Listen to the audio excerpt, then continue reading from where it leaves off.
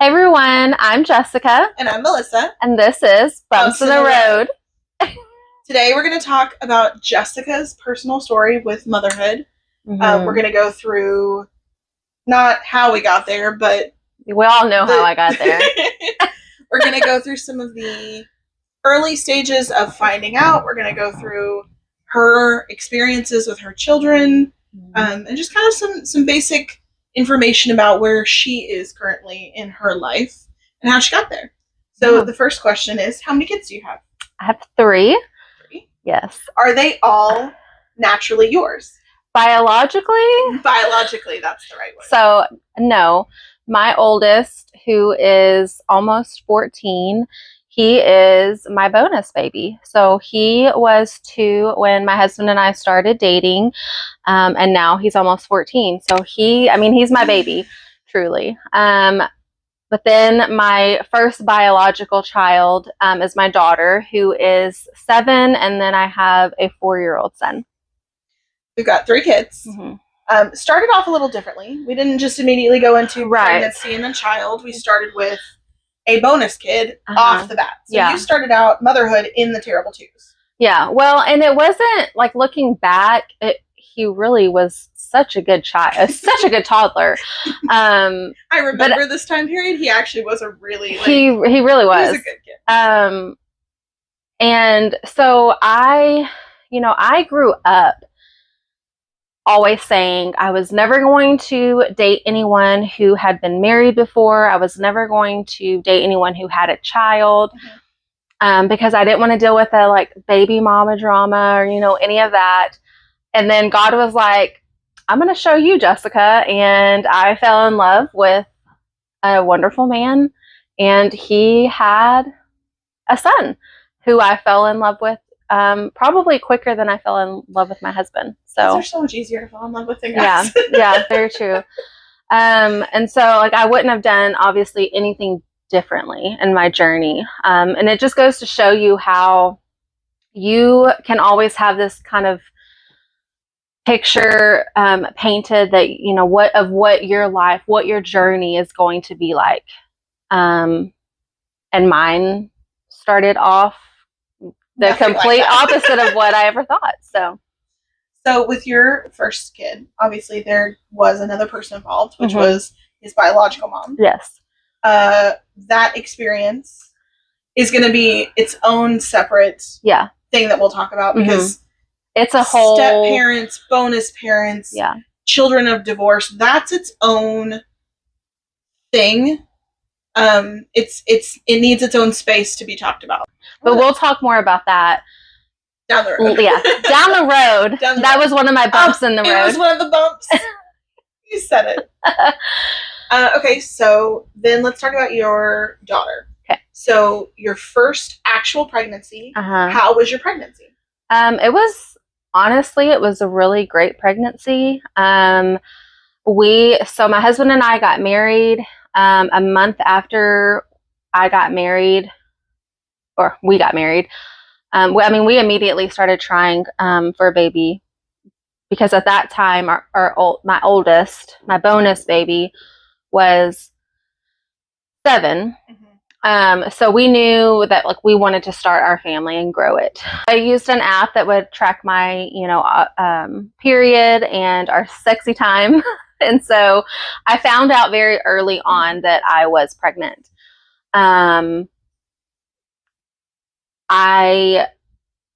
Probably a week or so after I took my first test and it was positive, that's when like the morning sickness started.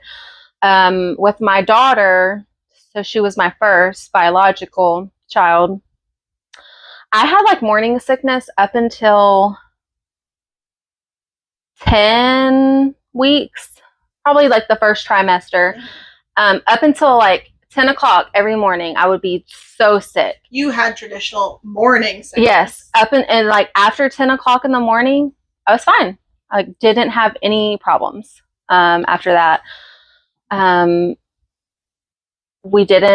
So that's kind of the beginning of, and you asked about like how my entire pregnancy was. Yeah, so you talked about the first trimester, but yes. Was there anything in the second or third did you have any fears? Did you have any scares, anything that kind of went a little awry? Well, I will like go back to, we decided to do the blood testing to find out the gender, and that tells you like the chromosomal things. Not that it would have changed our minds of like proceeding with the pregnancy or not, but like I wanted to be prepared.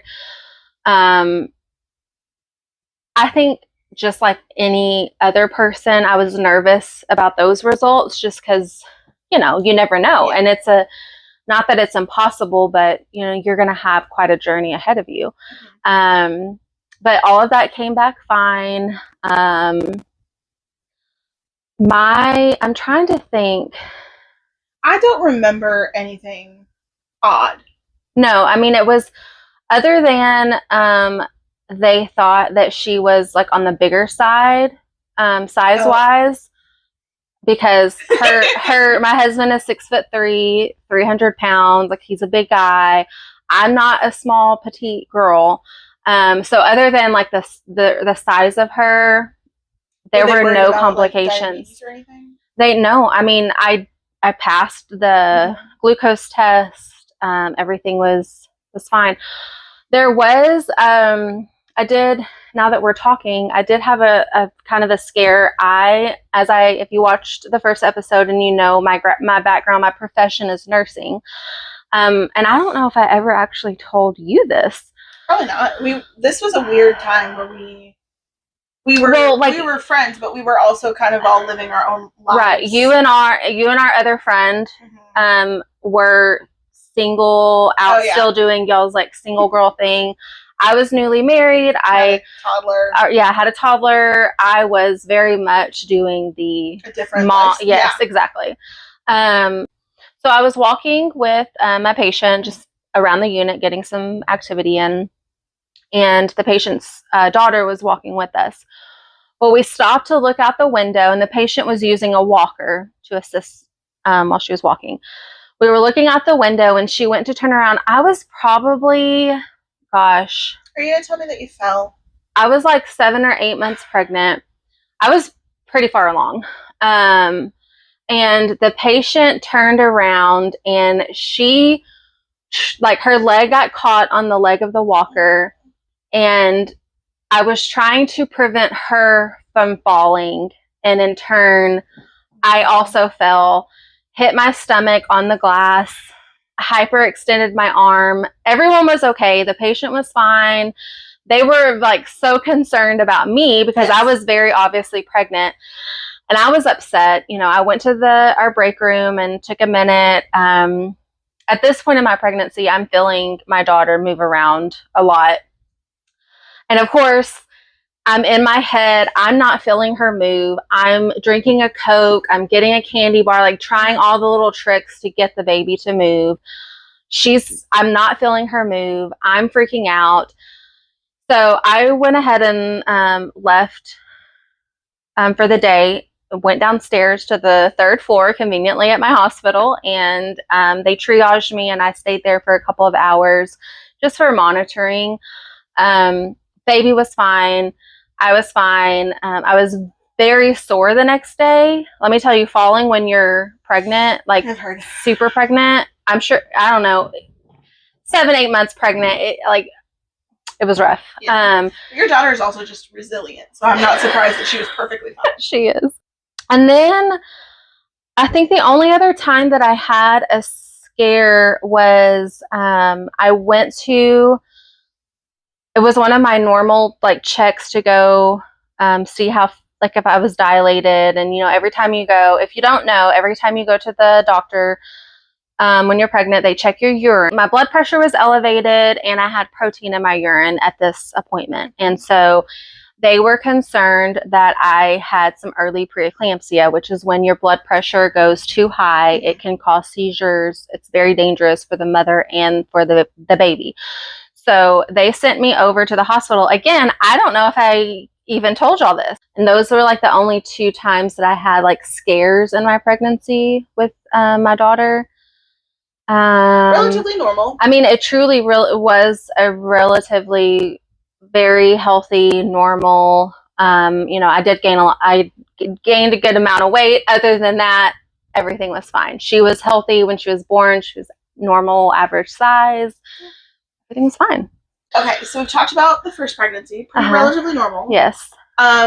We have to kind of shift a little bit because after that pregnancy, yes, we went through a little bit of a bump. Yes, but I didn't realize I was going through this bump. So my daughter was probably about, I want to say she was like 6 months old, and I had been struggling up until till she was 6 months old. Struggling with what? Just like being so easily frustrated, agitated, overstimulated, but I did not know those words. Like I didn't know that was at the time a problem. You were a new mother. Yeah. You were learning, you were figuring things out. Yes. You were getting frustrated. Yeah. And that felt normal to you. Yeah. And I had actually started, so I was on birth control before, for a couple of years before I got married and we got off birth control because we were going to start our family. No problems. Like it was always fine. Well, I had also never had a child before, and my hormones weren't just like over the top. So at, our 6-week appointment, you go to the doctor and they're like, what are you doing for, prevention? And I got on the pill, and I took the pill up until I was 6 months. And one day I went out to my husband and I had gotten into this really big fight. I don't even know what it was about now. Oh, they all are. Right, it was probably something stupid, but I got my daughter and I went out to my grandma's house, just like to, give him some space. I needed some space. But best believe I was going to take my kid with me. And your oldest was not with you? No, he was at his mom. And it just dawned on me that I bet it's my birth control that is just making me feel like this. Hormones. Excess hormones. Right. And then on top of that, just having a baby. So all your HGTV, but that's not the right word. It's HG. I'm about to say I'm about to say CHG, but that's a cleanser that we. Yeah, it's HG something levels. I always call the HGTV levels. Isn't it? Anyways. You had excess hormones in your system. Yes. You also now have birth control. Yeah. On top of that, which is more hormones. Right. And so I made the choice. I talked to my husband and I was like, I really think that it's my birth control. And I was like, let me get off of the birth control and see how it does. And see if I get any better. And I said, if I still am struggling after that, I'll go to the doctor and get help. Which did not happen. No, because I started feeling better. Like truly, was it me putting a Band-Aid over a bleeding wound that needed like stitches? Yeah. In retrospect, looking back, it was. But, stopping the birth control, I felt better. On my daughter's 2nd birthday, I was back to like the lowest I had ever weighed in like best shape of my life. I was feeling great. And then, boom, here's another baby. Well, we have to talk about during that 2 years. During that 2 years, we could see, me and our other friend, we could see that something was wrong, but we didn't know how to put it because we're also have not had friends that have gone through pregnancy before. Yeah. So everything was new to us, and we thought, oh, this is just the way that she's reacting to having a baby. She's, very cautious and very frustrated a lot of the time. And we were hearing stories about, I really wanted to do something this way and it didn't happen that way. And so I got mad, and we knew something was wrong, but we couldn't quite put our finger on it because neither one of us had ever seen something like this before. But we chalked it up to she was changing her lifestyle. And she was becoming a mom. She was becoming different from us. We were still single and going around and doing stuff. And she could no longer come with us. So we thought it was, you know, a little bit of jealousy of like us still having that freedom, but also a lot of like, you don't understand what I'm going through because it was a whole different experience. Yeah. And so at the time we noticed something was wrong and we kind of brought that to your attention, but it was always like, well, it was never. I would always get defensive, I think, you know, looking back, whenever y'all would come to me, I'm like, what are you talking about? I would very much put a guard up and get very defensive because, you know, as a mother, as someone who works in the healthcare field, I'm supposed to always make people feel better. I'm not supposed to be broken, you know what I mean? And I don't think, like, deep down, I didn't want to admit that something was wrong, that I needed help, because I was supposed to be that person that was helping everybody else. Like, nothing can be wrong with me. I can't need help because I need to help everybody else. And it's also probably a lot of, like, when you're in the middle of something, it's hard to recognize that you're in the middle of something. Absolutely. Like, it is very hard to be like, oh, this fight I had with my husband isn't because we got into a disagreement. It's, we're in this fight because I was feeling neglected and I didn't know how to express that. It's usually never what you think it is. Yeah. So at the time you're going through it, you didn't even recognize that you were acting differently or feeling differently. Right. You had talked about, like, you knew that you were like struggling. Well, I didn't even like make that revelation or have that revelation until after I had my third. So let's talk about that one. Okay. So we know that there's something here. You were trying to work on it with birth control. Yeah. You came off.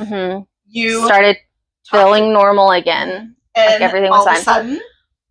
I got pregnant. What you wanted? I wanted. Yeah, we definitely were trying. It was after I turned 30. You having to, like, there was a little phase of, like, you convincing your husband that we should have another kid. No, it really, like, he didn't take a lot of convincing. I remember that, but I also remember you telling us you getting off of birth control and you're like, we should have another kid. And no, but then thank God he waited until my mental health was a little bit more stable.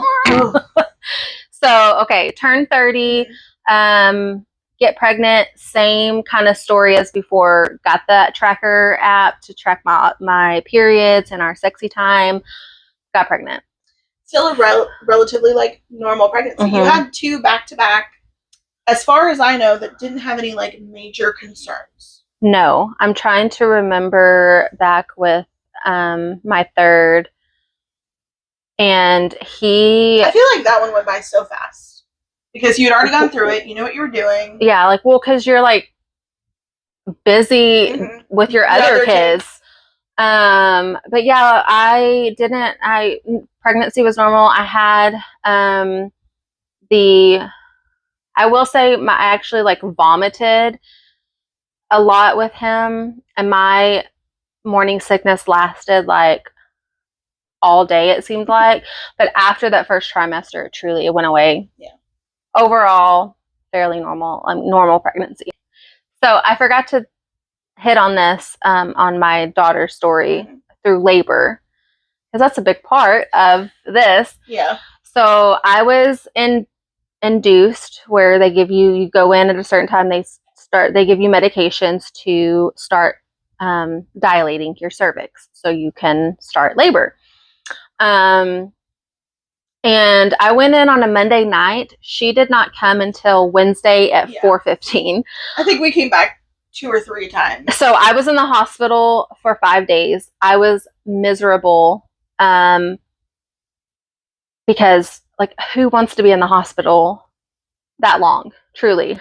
I wasn't getting paid to be there, and you know, some people who have been there longer would be like, 5 days. Well, yes, it sounds great. Like, give me 5 days. But yes, for you. So yes, I'm like, oh my gosh. So she took forever to get here. It seemed like they did, like, the Cervidil, the Cytotec, which are 2 of the medications that they can use to induce to, like, thin out your cervix and to help dilate you. Was there anything that you asked for? Like, I know a lot of parents specifically skin to skin is like a big hot topic right now. Like our hospital was like skin to skin was a thing. Like everyone did skin to skin. There are delayed cord clamping. They already did that. That was something that I wanted. I didn't really, honestly, aside from those two things, there wasn't anything. Of course, I wanted to breastfeed. And I don't, when I say, of course, I wanted to breastfeed, I don't mean that as a dig to anyone who can't breastfeed, because that's just a natural, like, and speaking of breastfeeding, I was not a producer with either of my pregnancies. And so that was a whole nother struggle, a whole nother bump that I went through in my journey with both pregnancies. But there was nothing in particular that I wanted during labor necessarily. I've seen some people, they'll ask for, I want to wear this particular gown because I'm more comfortable in it. Some people will ask for bath labor, where you do labor in the bathtub. They had the fancy showers that like water would hit you from all different areas. And I was like, Josh, my husband, I'll say his name. Yeah, you've said he took a shower and utilized it because we were there for 2.5 days before our daughter came. But I didn't get to use the fancy cold shower because I remember when my labor actually started, because when I went in, I was still at a 0. Like I wasn't dilated. Stirrup labor? Yes. Okay. That's another one where it's like, I want to have labor while I'm on my... I didn't really have any desire to do anything special like that. So when I went in to get induced, I was at a 0. I was not dilated. My cervix was not thinned out at all. So, and again, not everyone chooses induction. I chose induction. Why did you choose to be induced? I was just tired of being pregnant. And That's a very valid reason. I was 40 weeks in a day. She's fully cooked. I'm cooked. I'm done. Let's go, sister. Get out. And also, it's easier to monitor a baby when they're outside of your body. And I was also, technically I was induced with my 3rd, but I was already dilated to a 4 when I went in that morning. And so I was my body would was have been in labor that day no matter what. Yes. And I was literally in the hospital for 24 hours with him. My labor, also with my daughter, I started having the labor pains, contractions. I had a lot of back labor is what they call it, where most of my pain was in my back. And I just wanted to get up and walk, like do something different. But this particular nurse I don't remember her name, and she's not a reflection of any of the other care that I got. I really think that she just didn't kind of want to deal with me, because she was like, here's a sleeping pill. And I was like, can I get up? I needed to get up. I just felt like that's what I needed. And she's like, no. And not knowing any better, like, this is my first labor. This is my first pregnancy. This is with your daughter. Yes. I didn't know that you could ask for those. And she was like, do you want your epidural? And I was like, can I get it this early? Because I was still like only 2 centimeters, maybe. Like it was still very early. And she was like, yeah. And I'm like, well, all right, come give it to me. Which wound up being a bad thing, because then 4 days later when you had her. No. Wasn't it? I didn't get my epidural that early. Oh. This was like the morning that you did have her? That I did have her. Oh, okay. Because that's when this stuff started kicking in, and I was actually progressing in my labor. But yeah, so I got my epidural pretty early on early that morning. And then, around 7, 8, the doctor comes in, they break my water. And then start the Pitocin, and boom, boom, boom, 4:15. Baby. There she is. With my son, I went in and I was already completely thinned out. I was dilated to a 4. So they immediately started the Pitocin to start my contractions. I I mean, I remember, so I was, laboring, and I was to the point where I was holding Josh's hand when, a contraction would come, and I'm like, I'm going to throw up all over the pain. When they say it's like a really bad period cramp, I mean, it truly, like, that's what I would describe it as, but like times a million. And I didn't have any desire to have like a unmedicated labor. Like, give me the pain medicine. Like, if I don't have to be in pain, sign me up. I'm not going to choose. That's what I want. Yeah. You choose. Which is valid. Yeah. Everybody should be able to make those choices for themselves. So I'm like, I can't do this. I'm like, push the call light. And like right then the nurse comes in and she was like, is it time for an epidural? And I was like, yeah, I think so. And she was like, all right, we'll give him about 45 minutes. And I was like, I don't have 45 minutes. Like, it feels like the baby is right there. Like, I literally felt like he was fixing to come out. And she checked me and she was like, oh, you're at a 9.5. You can only get to a 10, people. And then the baby comes. Oh, yeah. I was like, and I was like, what? In my mind, I'm like, oh my God, I'm fixing to have to push.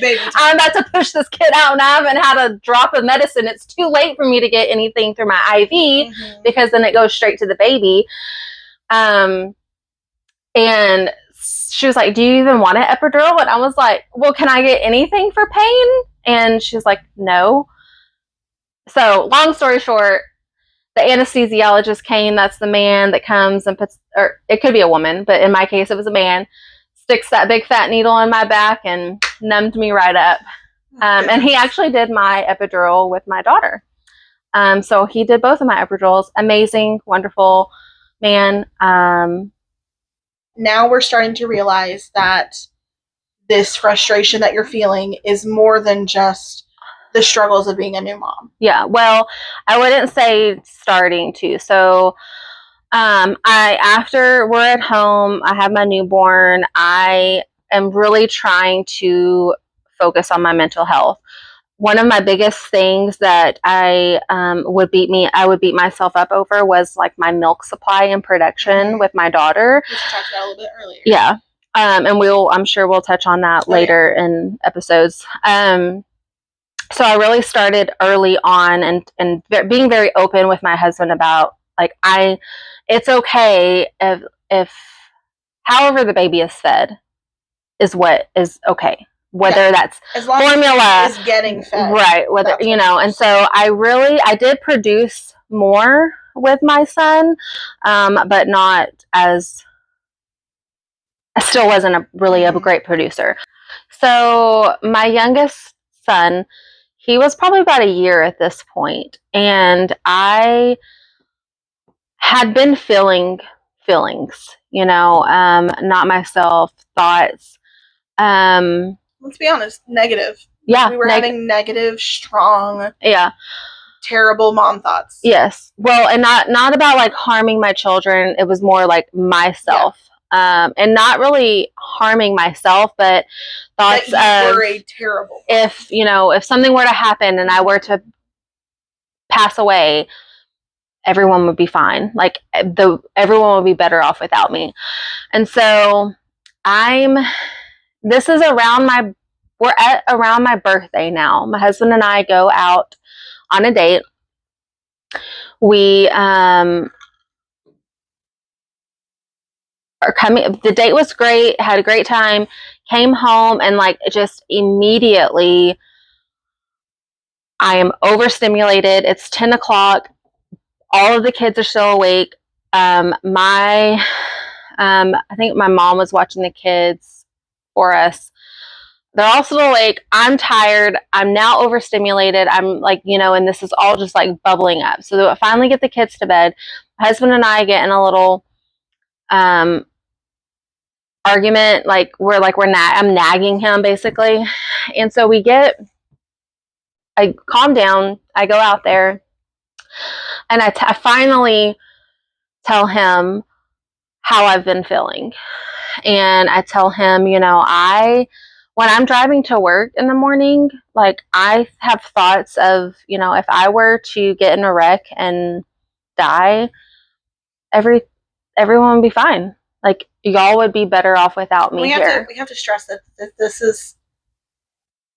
is not how you should be feeling. Right. This is, and you'd never, as far as I know, you'd never really gone through any kind of, you'd had emotional things happen to you, but you had not experienced these thoughts, any kind of like negative thoughts, self-hating. Yeah. When you told us about this, right, I recognized it. Well, and I think that I kept telling myself, "Oh, you're gonna get out of this. It'll be fine. Mm-hmm. You know, all you have to do is just like prioritize yourself and take time for yourself, and like it'll get better." And it never got better. Like I needed help, and so we had a talk, and I don't know, it had to have been around the same time that I finally opened up to y'all. It was, because I remember we had to convince you, or like encourage you to, because you'd talk about, well, I'm going to go see the doctor, but then you wouldn't do it because you'd be like, I can manage. Yeah. And then it was another, like, I'm going to go see the doctor, I can manage it. And it was a lot of that for a little while, but we had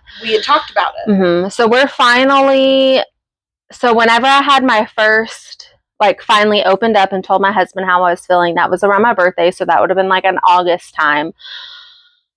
Now I remember this happening. It was cold outside because they were only doing video visits because there was an ice storm had come. So we're probably in like November time frame now. So like I still continued to struggle for a few months before I was like, okay, like the biggest part for me, I remember when I called to set up my appointment,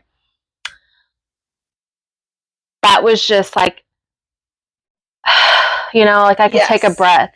And I was talking to the lady, you know, and I was like, I need to see a doctor, and just about, you know, postpartum depression.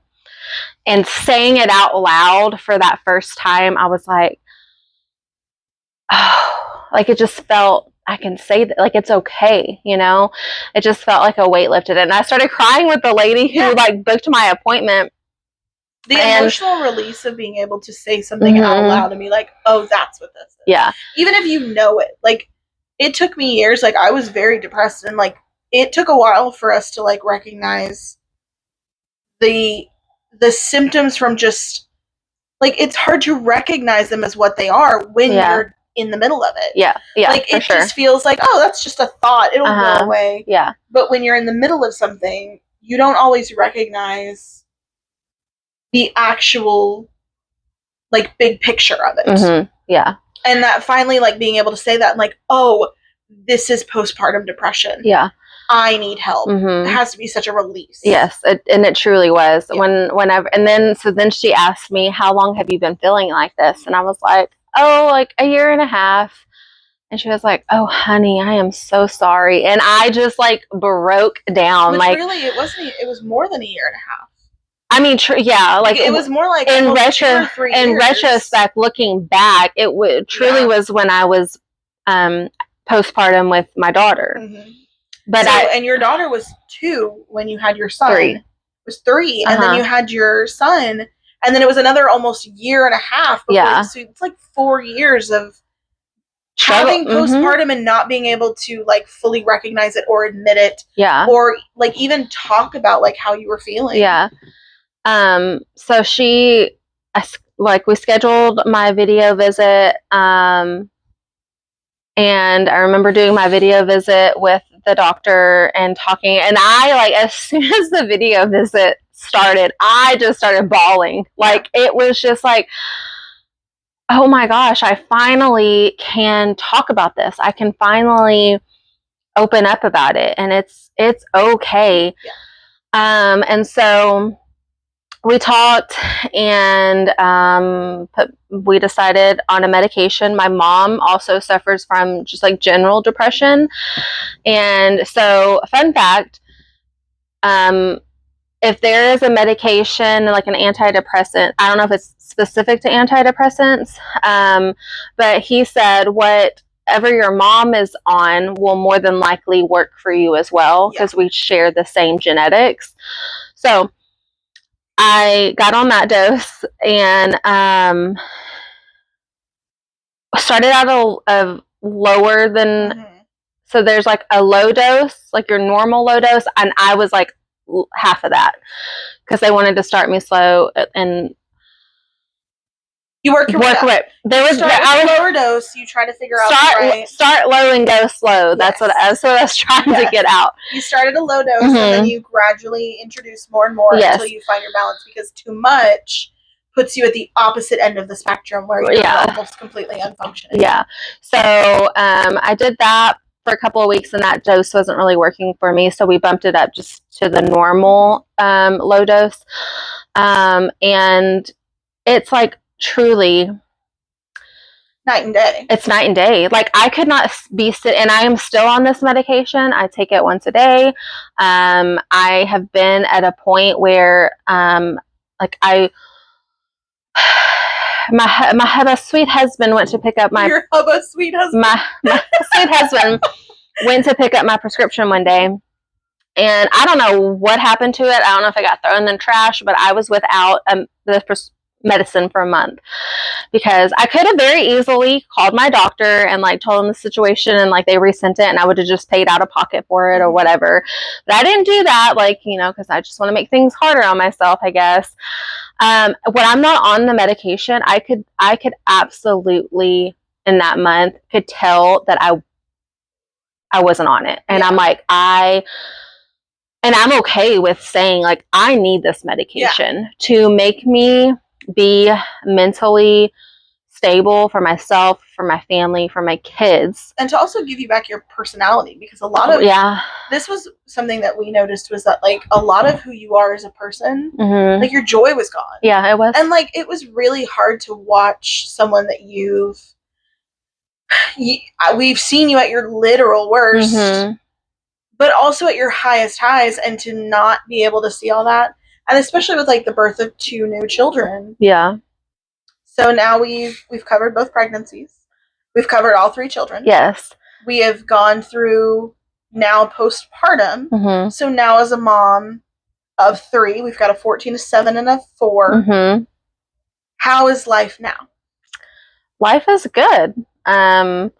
It's busy. You know, I have a teenage boy who we're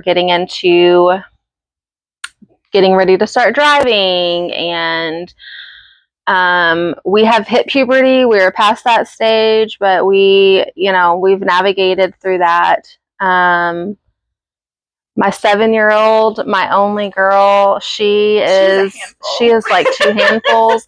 I would have her no other way. And she's your active child. She's the one that's in ballet. She's like going to special classes. Like she's doing wonderful things. Yes. But she's the busy one. Yeah. Yeah. And then my youngest. He's still little. He starts pre-K this year. And he. Oh my gosh, what will you do with your time? I mean, I still work. But yeah, he's probably. He was my easiest baby. He is becoming my hardest child. Interesting. We're getting into like. I didn't even know this because I thought this one was the easiest. He was the easiest up until like this last 3 into 4 years of age. You know, we had our first ER visit. My oldest is almost 14. Okay, and we just had our first ER visit. A month ago with the youngest, like your oldest is 15. So yeah, we went ER all the way till then. Yes, the youngest is the one that went up in ER. Yeah, and he has no fear. So he's gonna be interesting. I can't wait. with your oldest. It was interesting to watch him grow up because we really only got to see him a little bit of the time. Yeah. Because like half of the time. Well, you got to have him half the time. Well, right. We only got to see him a little bit.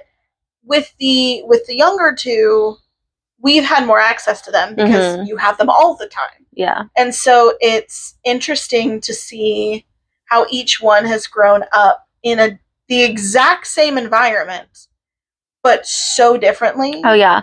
Each one is so different. And then, we'll dive into this in future episodes, but I have 3 children who were basically, like you said, raised by the same set of parents. Granted, our oldest, we share custody, so his dynamic is a little bit different. However, we parent every kid completely differently. Like, what works for my daughter does not work for the boys. What works for my oldest doesn't work for my youngest. What is wrong with your cat? She wants pets. Okay. Nah, it's fine. She can join us. She wants to be pet. So, yeah, we'll even talk about, navigating. And that was something that I really had to learn through my journey with my daughter, and things that we had to go through. Because what worked for the oldest did not work. Well, and it's like she also had different struggles than what he had. So yes, but like through that journey is when I really realized, like, oh, I have to parent. Like, I have to parent them all differently. And it's still something that I'm learning, and we'll definitely talk more about parenting styles in a different episode. Yeah. We want to have like a few people on for that one to talk about the different ways they parent. We know that there's a lot of different options. There's a lot of different things. Everybody chooses what's best for them. Yeah. But there are so many different ways to parent. Right. That probably just deserves its own thing. Oh, for sure. Your pregnancy is the most traditional of the ones that we know. Right. Your bumps came later, but your pregnancy, your introduction into things, is the most traditional path. Yeah. Your postpartum definitely sets you apart. You have a step kid, your bonus kid, that sets you apart. Yeah. You've got, it's still considered traditional. Yeah. Your pathway to motherhood is still a traditional one. And that kind of puts you at the most accessible of the people that we're going to talk about. In our next episode, we'll go into mine, which is not as lengthy because I do not have 3 children, but I do have a little bit of a different experience. Yeah. So we'll go into that one in our next episode. And I really hope that you come back to hear that one.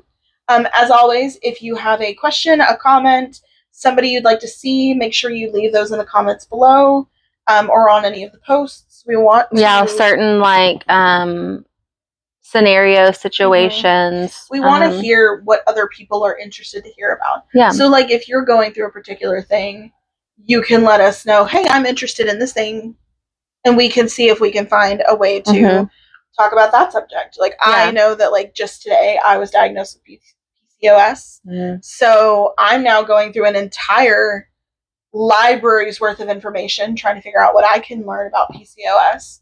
And that's kind of what I'm doing is I'm Googling other people who have gone through that and looking up videos and trying to find people who have that experience. And again, it's really hard to find good quality content because it's not talked about.